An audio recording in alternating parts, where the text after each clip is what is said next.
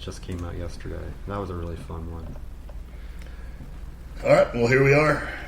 You ready to rock? Yeah. All right. Ready to get into it? It is September, dude. Yeah, already. We don't have a whole lot more time to plan. We need to get the show on the road. Just so our guests know, we have a time chicken where we can actually be at a different date, but talking in September already. Even though we're still in August, we're in September right now. Yeah. So we are joined today by Tony Rodriguez and Troy Escamilla from the Houston Horror Film Festival. Yes, sir. That is on June 12th through the 14th. Okay, coming up in 2020. Yeah. Mm-hmm. And they're going to be working with us on the Halloween show coming up on September 28th and 29th. And so come out and shake hands and see them there as well. And that's what the show's going to be about, is our show, their show, mostly their show, and just kind of some of the stuff that we're coming up with as fans of the horror genre. Mm-hmm.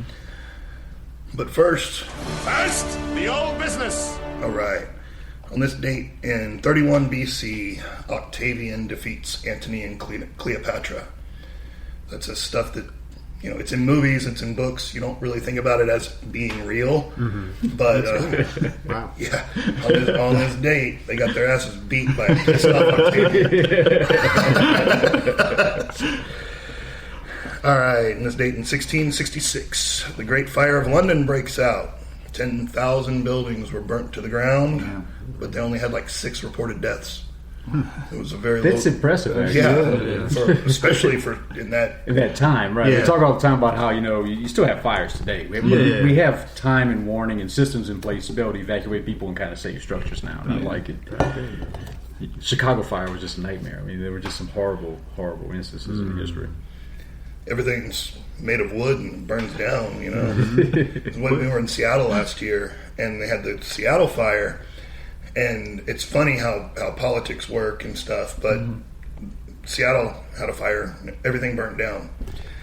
And so then the city made a rule that you couldn't build a building unless it was made out of stone. It had to be made out of concrete or stone, no more wooden structures.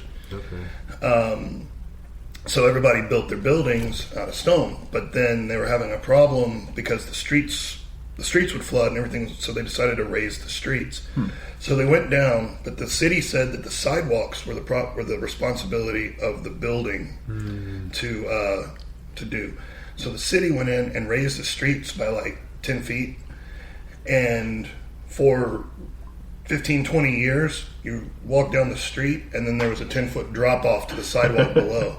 And there was ladders, so you get where you needed to go, and then you'd climb down a ladder to go in the front door of the building. And then they finally covered it over years later, and that's why you have that underground in Seattle. The underground still exists. Yeah. So, but yeah, you walk through the underground and you see the front door of the buildings as they were built. Crazy. And now the front doors never knew that. a little higher. But it's because of fire. Oh, that's cool. That is pretty cool. Pretty neat. This date in 1752, the British Empire adopts the Gregorian calendar. Before that was the Julian calendar. So then I think they lost 3 or 4 days or something. Mm-hmm. It's if you go back, there's not a June 6th in this year, because the way that they changed it. This is pretty fun. On this date in 1807, the British Navy bombards Copenhagen with firebombs and phosphorus rockets to prevent Denmark from giving their fleet to Napoleon. More fire. Fiery theme. All right, notable births on this date in 1946. Comic book writer Walt Simonson created multiple characters, married to Louise Simonson. We met them at Comic Blues a couple years ago. Oh, wow. Kind of funny. Louise Simonson had a autograph. She autographed the that first appearance of Apocalypse, Okay. that X Factor book. She wrote her name on it, and then he took it to Stan Lee, and Stan Lee signed over her signature. Like just, and the whole thing just looked like a big ink blob. It happened a lot in Yeah. Stan's later years. Yeah, poor guy. All right, this date in 1948, Terry Bradshaw. Like, I think he was retired from football when I was a little kid, but he's always been a personality. Oh, yeah. Like, I don't even think people know why he's famous. he's just there. Not anymore. He's just there. He's just some weird, kind of weird, strangely talking guy that appears on commercials. From North Louisiana, baby. Yep. 1964, Keanu Reeves. Oh. That dude has made a comeback. Man, that time for Yeah, you. yeah. Big time in the last few months. And my daughter's like in love with him now. Oh, yeah. And, so I'm making her watch all kind of old stuff. Bill and Ted. I made her watch Constantine, a bunch of old Keanu Reeves movies. So she could get a good appreciation of what that Yeah, is. 'cause he definitely made it. What was about social media memes and stuff? Yeah. Yeah, he's all over the place now. In 1966, Salma Hayek. Oh. Another one that doesn't age. I'm telling you. Still looks good.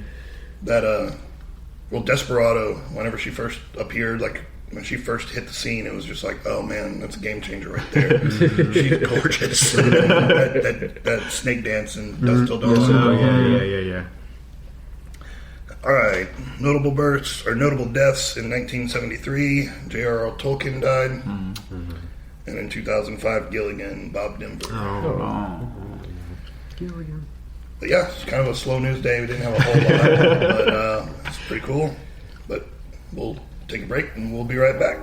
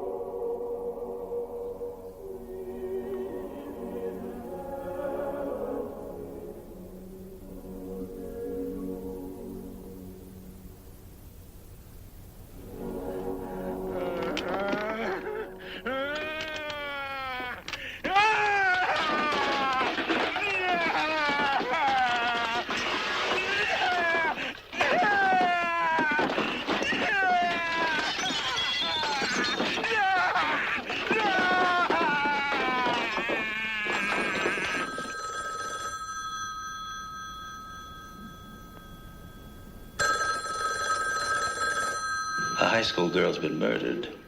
Mr. Harrison's daughter is missing. And now at the house where she lives, the other girls are getting obscene phone calls. Yeah, what I've done is I've tapped this phone so that when it rings, it'll ring at the station house, too. There was a little girl murdered over in the park tonight. Yes, I heard.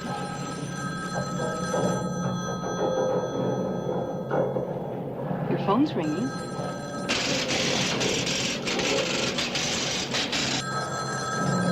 Hello?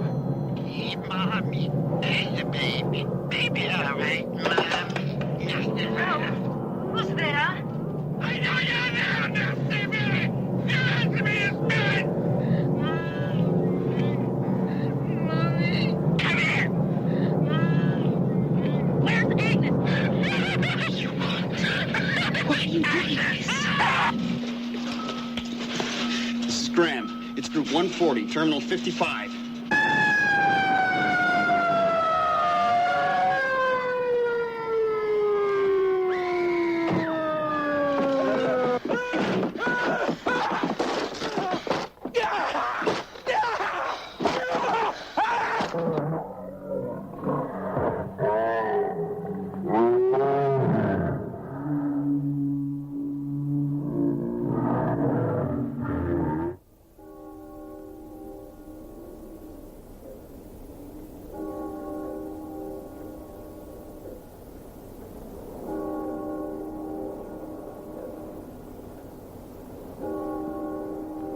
Remember those idyllic scenes out of your childhood?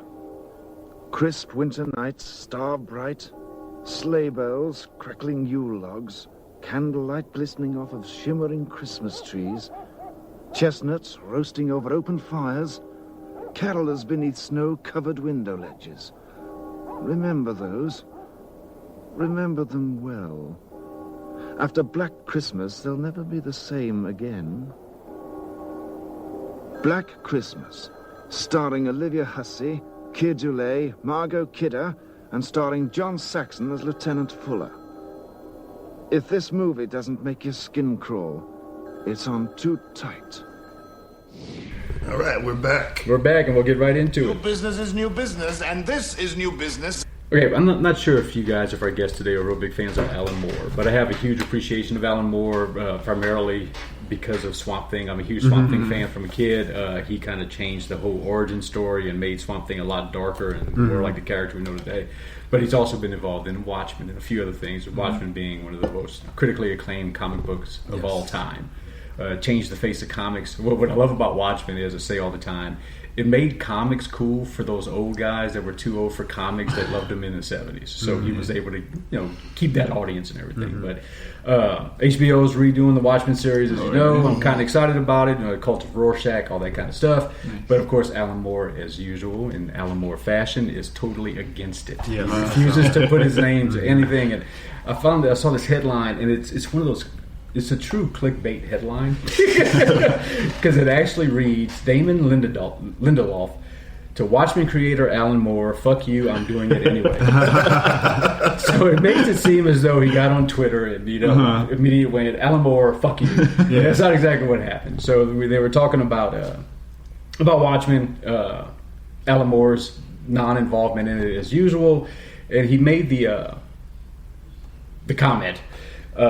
Alan Moore is a genius, in my opinion, the greatest writer in comic media, and maybe the greatest writer of all time. He's made it clear that he doesn't want any association or affiliation with Watchmen, so on and so forth. Gives him total respect. Actually explains, he goes on to say, as someone whose entire identity is based around a very complicated relationship with my dad, who I constantly need to prove myself to and never will, Alan Moore is now that surrogate. And he goes on to just, emphasize how much respect he has for Alan Moore. And that's when he finally says, fuck you, I'm doing it anyway. So he said something along the lines of like, a young Alan Moore would have just said, fuck you, I'm doing it anyway. So I'm going to do that myself. He speaks as though I do feel like the spirit of Alan Moore is a punk rock spirit, a rebellious spirit, and that if you would tell Alan Moore, a teenage Moore in 85 or 86, you're not allowed to do this because Superman's creator or Swamp Thing's creator doesn't want you to, he would say the same thing. Yeah. So, it was kind of a homage, but we still got that to look forward to, the Watchmen series coming to HBO. Which you seen the trailer for that?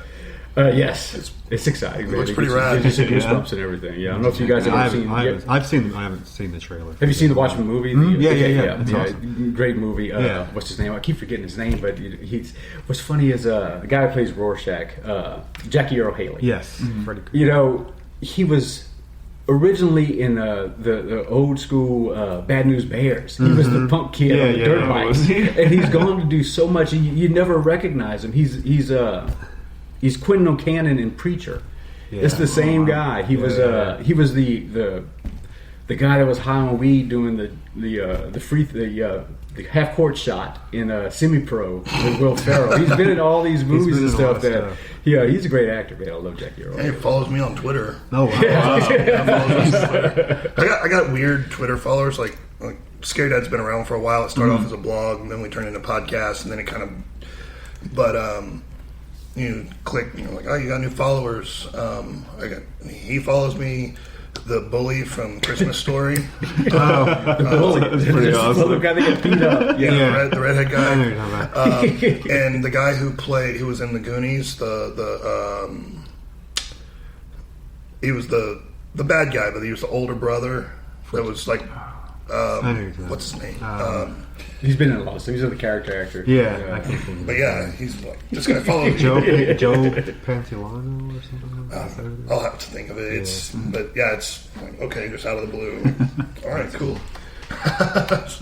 So recently, in Japan, they came about with some changes in their laws as far as genetic research and stuff, where they began to allow the idea of people starting to work on human-animal hybrids to see, where we can go with it. Before, it was kind of like a thing you stayed away from, you didn't try, and all of a sudden, these countries decided to go ahead and let's see what we could do. Well, in China, they've actually come up with their first ever human-monkey hybrid grown in the lab in China. Now, they went ahead, they created the embryo. They killed it before it could go any further, but just the idea that... That's what's been reported. This has been reported, exactly. I don't know if you listen to... you guys listen to Joe Rogan podcast? Or you? Sometimes, yeah. Okay. He had... Because when Alex Jones got deplatformed from all of his stuff, he brought Alex on and was like, explain yourself. And in Alex Jones fashion, he just went off the rails. Like, Joe could not keep him on. And Joe's like, well, tell me what's really happening. And he starts going off, and it was like, there's these human pig hybrids farms in China, and like the globalists are going to release them on humanity. And just like, and Joe Rogan's just sitting there, just like, man. And then like, you're like, there's no way that's happening. And then like 6 months later, you get an article.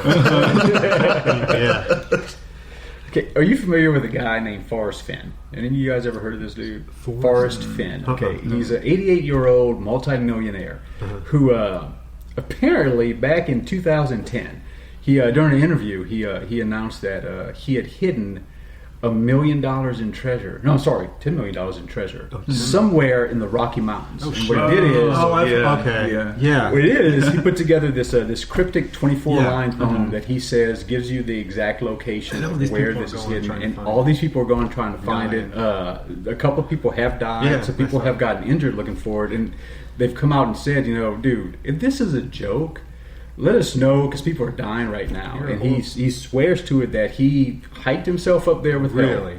Wow.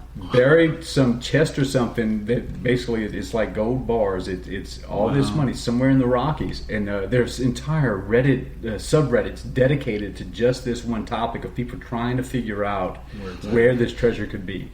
But I had never heard of this shit, man. I heard something. I had never read it in detail. I read something. Yeah, I came something across like it. that. It was on. Yeah, I saw it on. The chest is supposed to be a square foot in size, weighs about 40 pounds, contains emeralds, rubies, gold coins, and diamonds. All artifacts that he's an archaeologist. He amassed during his own times. I need to go to Rock. During explorations.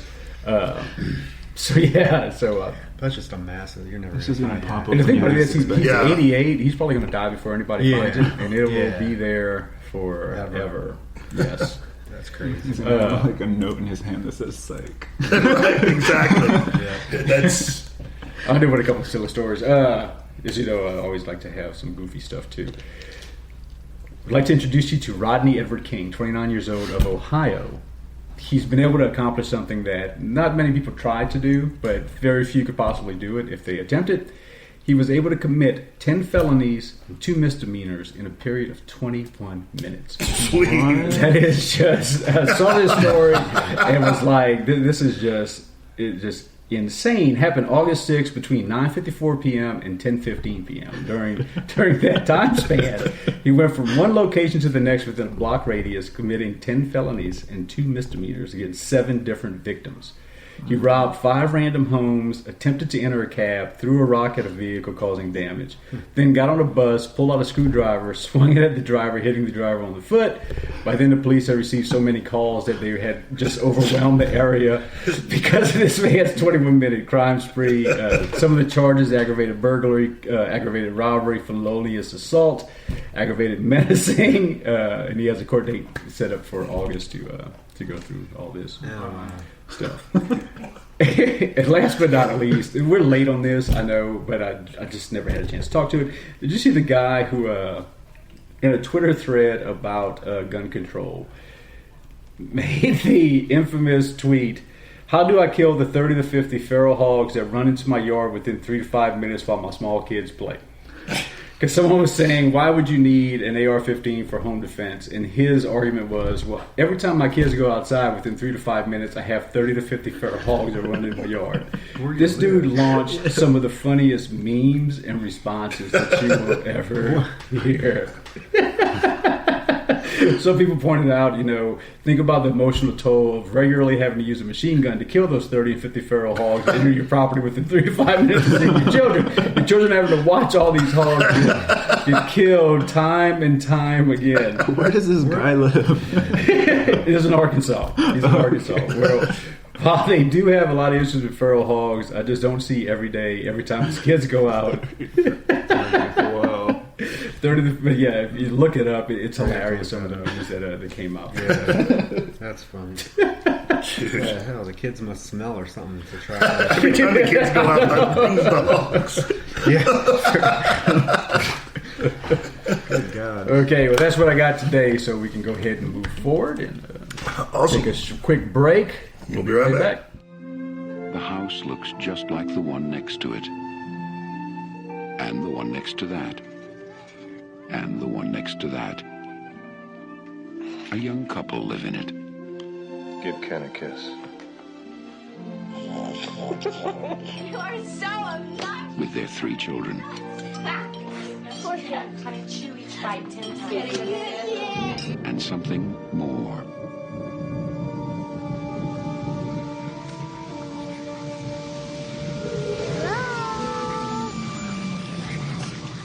They're here. Sweetie, remember last night? Do you remember when you woke up and you said you were here? Uh-huh. Well, who did you mean? Who's here? TV people. Something's funny going on here next door.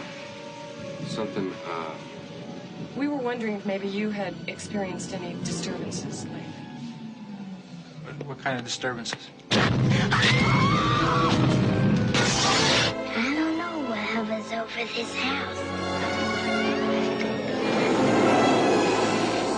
I've never sensed anything like it.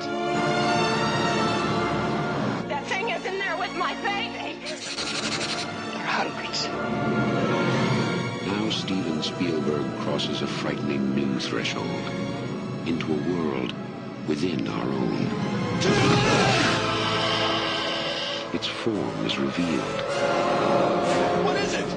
Its focus is clear. And the games are over.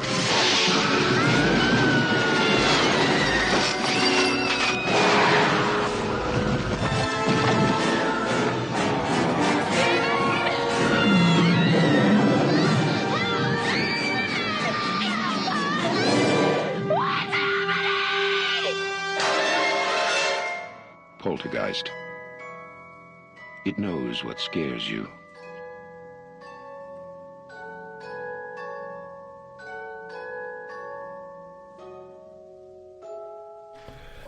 All right, we are back. So, tell us about the film festival. What is going on? Where did it start? Where's it going? Yeah. Okay, so it is the Houston Horror Film Festival. I actually had, I kind of started the idea just because being an indie filmmaker myself, I've traveled, went to several film festivals that my films played at, and I realized there really wasn't anything here in Houston that was a genuine horror genre film festival. So I came up with the idea, and hey, Houston Horror Film Festival, perfect title. It was never used. It hasn't been used. So I originally planned on having it last year. It was supposed to take place last year, and unfortunately, due to a lot of unforeseen circumstances, I had to cancel it. I just could not give it the attention at that time in my life that I wanted to. My mom had passed away. All this stuff happened. So, but I did not want to. I still wanted to do it, so we rescheduled it for this year. Brought Tony, he's a big horror fan as well. Yeah. Brought him on board to help with it, and so it's scheduled for June 12th to the 14th of next year. We have some great guests that we've already announced. We have like over 30 vendors. Several films that have been submitted. So yeah, it's going to be a good time. Super excited about it. And it's going to be at Houston Marriott South at Hobby Airport, which is a great venue. I've been there for several different comic book toy shows. Awesome toy shows, and the collector showcase shows are still held there too. Tons of parking. It's a beautiful venue. 9100 Gulf Freeway in Houston, Texas. And for more information, they can, of course, go to your website, which is, I think, HoustonHorrorFilmFest.com. Yes. Correct? Yeah. We'll include all those links and everything. Cool. But So what kind of movies do you make? You know, obviously horror movies, but Yeah, no, I've made 3 feature films in the course of 3 years, all filmed here in the Houston area. They're slasher movies. I'm a huge 80s slasher film fan, so there are a lot of them. There's a lot of homages to different films that I grew up watching. Like my first film, Party Night, is basically a throwback slasher about a group of kids. After their prom, they go to celebrate it in a secluded house out in the middle of nowhere, and it just happens that there's a serial killer that's stalking the area. And that was filmed back in 2017. It's on Amazon Prime. If you have Amazon Prime and want to check it out, or Amazon, order it. And my second one, because my favorite horror film of all time is Black Christmas, the original Black Christmas. So my second feature film was called Stirring, originally, not a creature was stirring, which is a Christmas-themed slasher film about a sorority house that is being... 10 years prior, there was a prank that went really bad. So flash forward, and there's their Christmas party, and has like one of the best kills I've ever seen. Yeah, there you go. Check it out for that. So, so there's a killer that shows up in a Mrs. Claus disguise that starts killing off the party goers. That was the distributor changed the title to Mrs. Claus. So I've seen all of that. I saw that floating around whenever it started. So before I knew who you all were. Yeah, so that's on Amazon Prime as well. And then we just wrapped on my third feature film back in March called Teacher Shortage, which is definitely of the three films my most elaborate in terms of pretty much everything. Got a great cast: Tamara Glenn from Halloween 5, Bring Stevens from Slumber Party Massacre, who I worked with on Mrs. Claus. Just a great cast. So, and that's about a group of teachers that are being stalked and murdered. Generally, when with slasher films, it's the kids. This one, it's a little bit different. I've been in education for 15 years. So this is a fantasy. I wouldn't say a fantasy, but I would say a lot of time to write it. A lot of the script is it's definitely a dark. I would say you could interpret it as a dark comedy about the state of our education system. Because when you come down to the motivation of the killer and just different things that the teachers discuss throughout the film, it's definitely a statement, my personal statement on the current state of education, but in slasher film form. So, right, and it's being edited right now, so hopefully it'll be finished here soon, so that we can get it out to festivals and stuff. Yeah. We absolutely love slashers. It's funny because we have we've done this is 140 something episodes, and we talk about different movies and books and events and different stuff, but. We always are throwing back to like the 80s slashers, and as you can see from the VHS collection I have over there, the 80s period was it's so good. It's golden age of horror to me. Well, I find it funny because you'll get on these like discussion boards, people be talking about horror, and they're like, what do you like in horror? And they're like, The Conjuring. Well, they're like, I want to think. No. It's like, no, you don't. You really kind of don't. Like, horror is supposed to, like, and at the end of the day, it comes down to whether or not it's scary, right? Yeah, exactly. And so then you look at a movie like Halloween, and you're like, okay, jump scares? Like, it doesn't make you think, it makes you scared. And, it was done by a master director and everything. There's so many elements. It's more complex than that, but it really is that simple. It is. And if you're listing some of these classics like Halloween or Black Christmas as top tier horror movies, and then you sit there and say that you need it to be cerebral, you're like, no. I mean, I think it's just people think that they sound cool when they say they want a horror movie that makes them think. I mean, think about it. Like you said, some of the best horror movies of all time are straightforward. Psycho. That doesn't. I mean, that's pretty straightforward. Halloween, Poltergeist, The Exorcist. I mean, it's all pretty. It is what it is. And at the same time, with certain characters, like Michael Myers or Jason Voorhees or whatever, they're frightening because you don't really know why they're doing what they're doing. Yeah. It really doesn't matter because they're going to get you.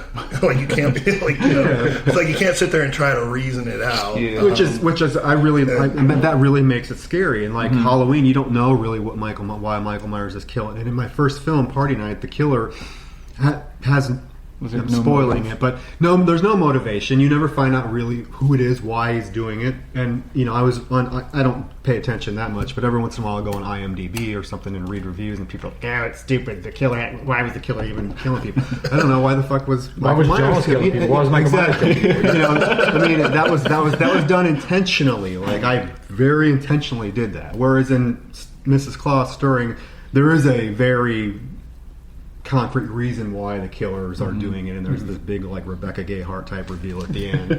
And so the Teacher Shorters has the same thing. But we know what we're doing. I would never claim that my films are some masterpieces that you're supposed to ponder. They're super low budget indie slasher films. But it's what I love about indie films the most is that I just want a film to be fun. Yeah. I love horror.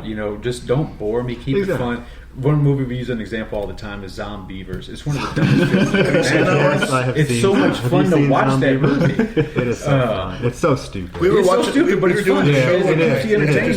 It came on, and like seriously, like we were both just like, "What is this?" And like 20 minutes later, we're both just like sunk in watching it. Like this is awesome, and it's stupid, but it was well done. Had good special effects. It was a lot of fun to do.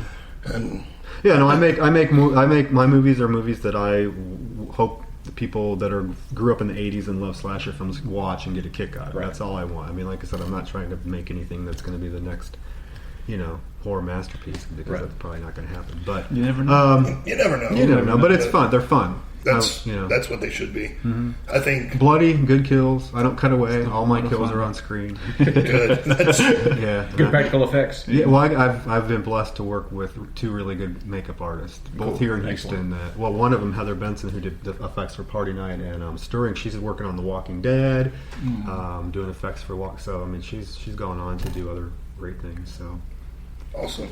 Yeah. Well, I know what I'm doing in the next couple of days. Pulling down some slashers off Amazon. Yes, sounds fun. So tell us more about the event. You said you got vendors, you got guests. What's your lineup? What's your I mean, obviously it's a film festival. But what's your tone inside of the? As of right now, we just have just a few vendors lined up. We want to just mostly focus on the film area because it's a film festival. Yeah. But we did want to bring some guests in, so fans could just mingle with them, talk with them, take pictures. So far, we brought in we announced Amelia Kincaid. We have Brink Stevens, and we have Rob Mello from Happy Death Day. And then we have one more that we're announcing really soon. You get an exclusive right now. It's Felissa Rose. Everybody knows Felissa Rose. Yes. We just wanted to the whole community just to have fun at it. Yeah. So we just bring I want to meet her. I didn't get a chance to. I got Screen Queen magazines with her. But it's funny because I follow her on Instagram, and in all of her fan pictures, she's doing that she's the open mouth look from the end of Sleepaway. She's really. We just want to give back to the community. We just want everybody to have fun at it, and that's what it's all about, a community. And that's what we talk with.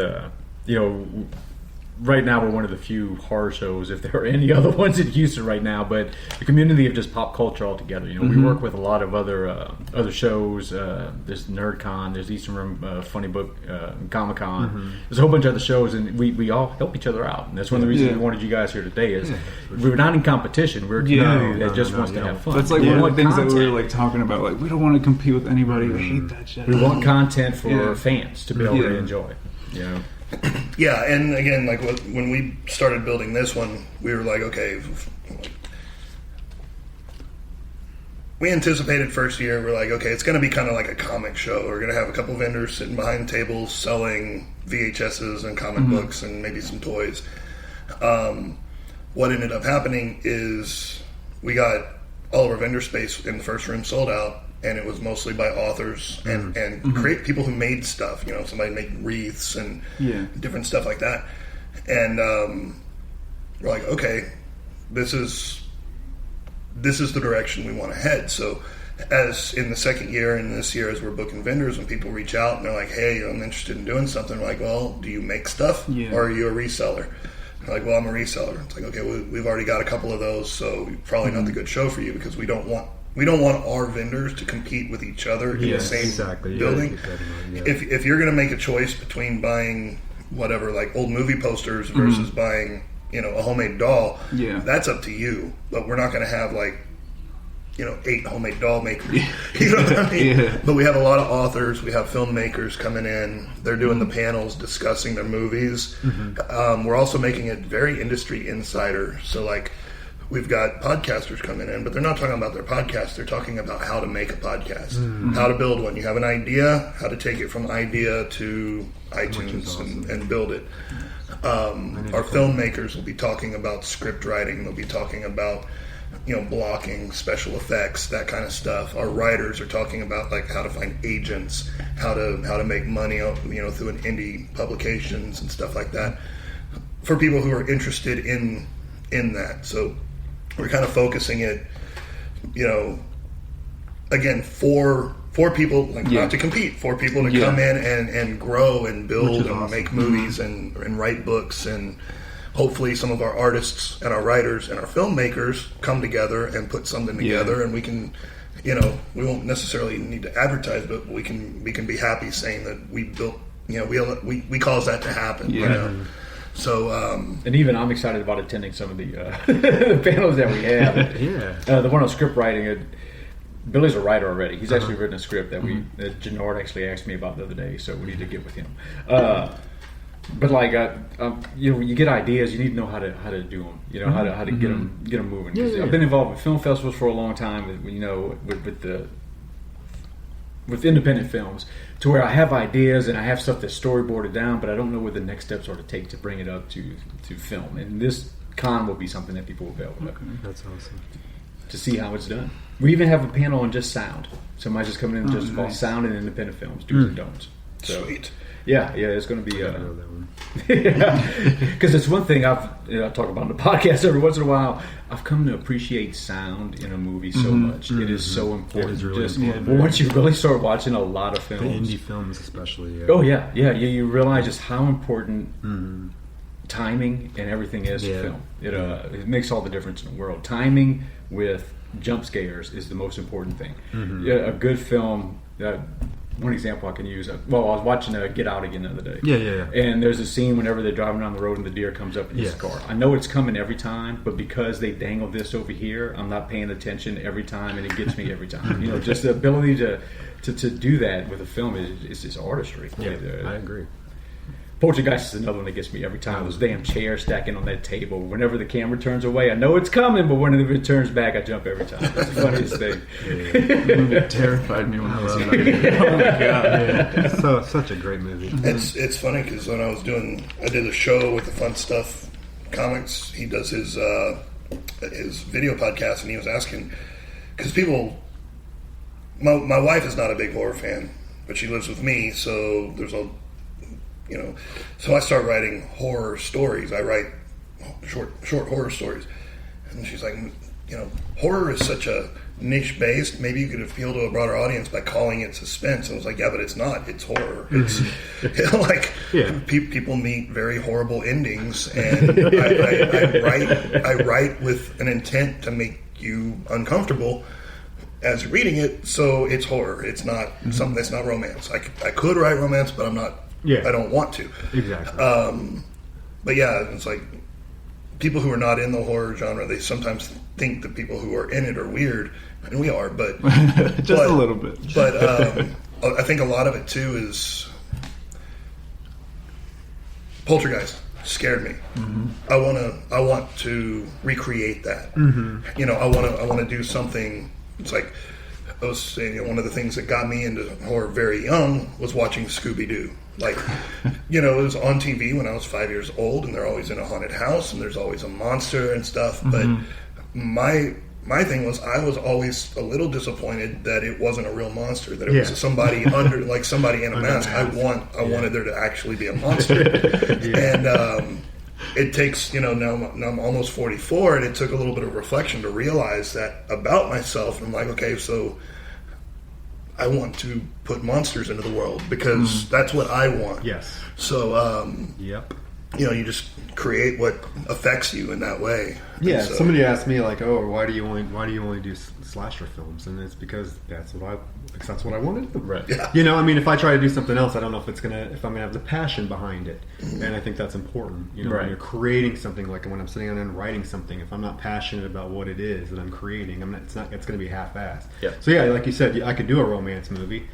It'd probably suck, but I wouldn't be as passionate about it. I wouldn't be passionate writing it. I wouldn't be passionate making it. It just slasher movies, horror is my thing. So it's fun. I mean, it's fun. cool. And the horror genre has probably the most passionate fan base out there. Yeah, they do. I mean, you don't see romance conventions. No. I mean, that's what I love about horror fans, and you guys will be able to speak to this, especially being Texas Frightmare veterans. Yes. They not only are they passionate, but it's such a broad fan base. People Yeah, always try to pigeonhole a horror fan, like a got horror fan only wears black and is goth. But it's such a broad base of everything, just from race, just everything. Yes. It's amazing. It's a family. It is. I've met amazing people through just being a horror fan. Right? Yeah, that's how I met you. That's how we met. Yeah. I mean, one way to describe it is go to Comic Palooza, just imagine everybody in black t-shirts, and that's a horror convention. It's the same people. And I went to Frightmare first in 2017. Like I'd always wanted to go, just never could get around to it. And I ended up going, and so I go there and I come back, and he's like, "How was it?" Because he hadn't been yet. And I was like, "Dude, it is." First of all, it's amazing. It's like some weird drug. Like you feel like you went through a breakup when you leave. Yeah. It is strange because I've never felt that. I'll go to Comic Palooza, I'll have a good time. But I don't I don't feel myself being drawn back there. And I was like, and it's also weird because you're looking around at all the stuff that's on the walls and the cosplay. You've got monsters and you got blood and you got gore and you got big, crazy, bloody font writing, and then all the people there are walking around with little heart bubbles over their heads, just like, oh, it's amazing. It's so cool. Just it's a blast. The passion and the love for it. Mm-hmm. Well, that's awesome, man. I mean, if you guys want to talk about anything else that's coming up, if you got sponsors you want to list or anything else that's coming up, we will probably follow back around a couple of times, have y'all on between now and the time the show comes on. Yeah. So you can announce more guests, and we'll build synergies around our show, your show, and really push to promote. We have a lot of stuff to announce.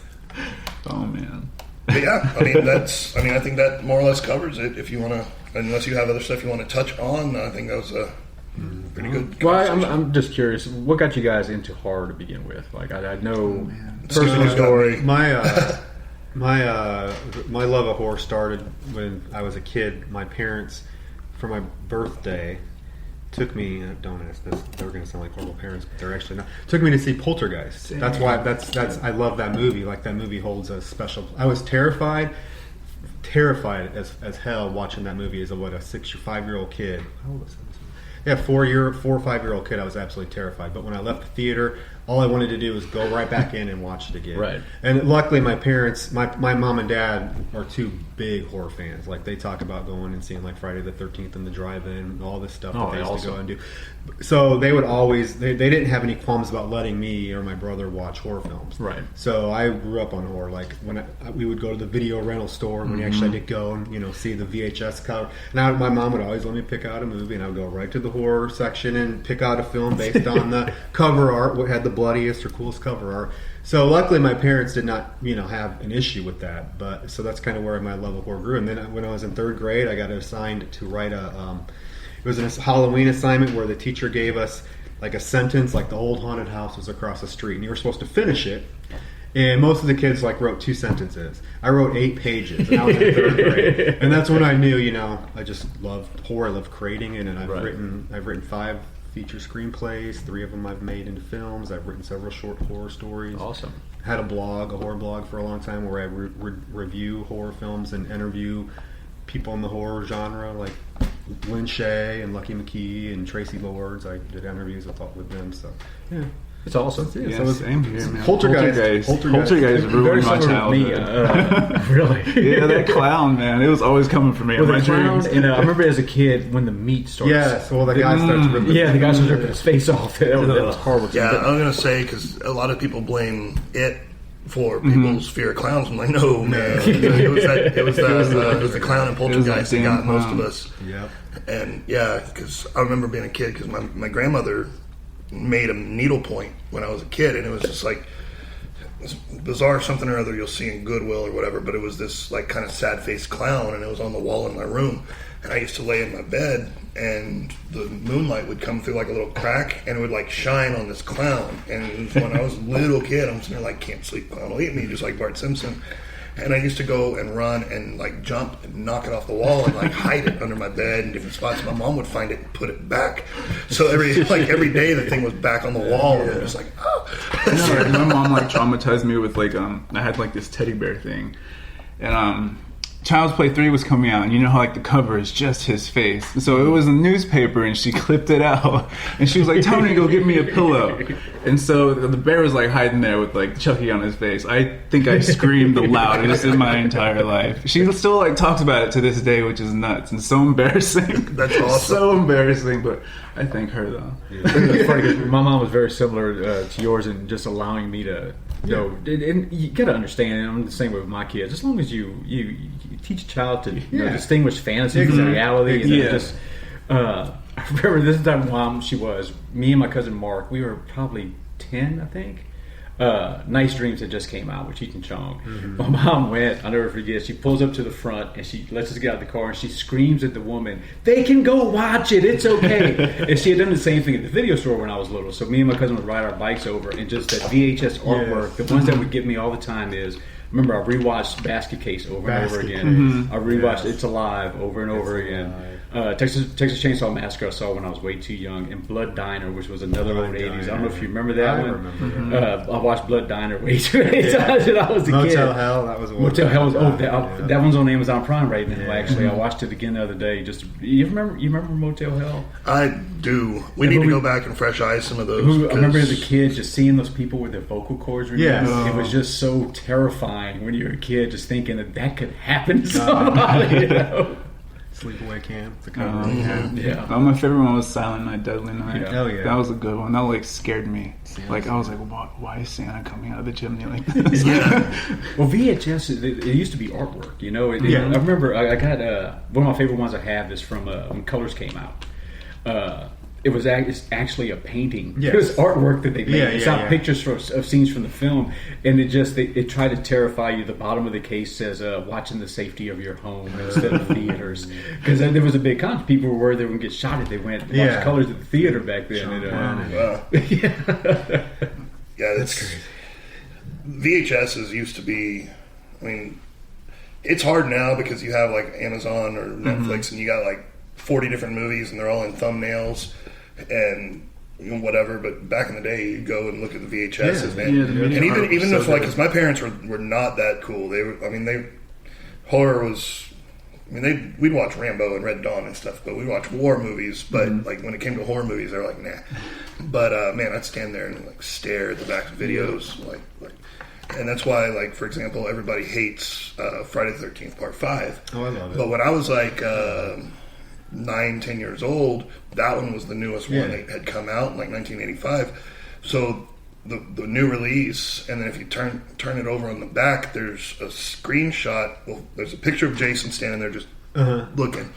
And then there's a picture of the dude on the motorcycle with the machete halfway through his neck. He's just got this like, and I mean, I didn't necessarily need to see the whole rest of the movie. Those two little screenshots scared the shit out of me. Because I'm just like, and I used to sit there and try to puzzle it out, like the hand sticking out and the machete's like halfway through his neck. I'm like, how did he swing it, or like just sit there and like obsess over how did that happen? So yeah, I've always got a little good spot in my heart for Part 5 over, That was a good one. Part 5 is the only way you could have continued the story. That's the thing. People hate on it all the time, but it's great story writing. That's one of the better stories. It is. It really is. It really is. People don't like it because it wasn't Jason, right? Yeah, but either was the first one, and people love that. So hey,